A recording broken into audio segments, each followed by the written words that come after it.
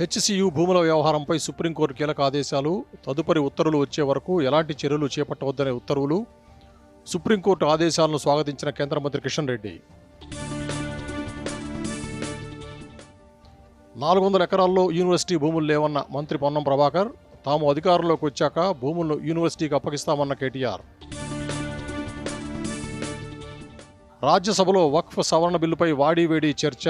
బిల్లుకు మద్దతు ఇవ్వాలని ప్రతిపక్షాలను కోరిన కిరణ్ రిజిజు. బిల్లు ప్రజలను తప్పుదారి పట్టించేలా ఉందన్న కాంగ్రెస్. థాయిలాండ్లో పర్యటిస్తున్న ప్రధాని నరేంద్ర మోదీ. భారత్ థాయిలాండ్ మధ్య కుదిరిన 6 ఒప్పందాలు. ఇరు దేశాల సంబంధాలను వ్యూహాత్మక భాగస్వామ్య స్థాయికి తీసుకెళ్తామన్న ప్రధాని మోదీ. అమెరికా విధించిన పరస్పర సుంకాలపై భారత్ సమీక్ష. ప్రభావాన్ని అంచనా వేసి తగిన చర్యలు తీసుకుంటామన్న కేంద్ర ఆర్థిక శాఖ. హైదరాబాద్ సహా రాష్ట్రంలో పలుచోట్ల ఈ సాయంత్రం మోస్తరు వర్షాలు.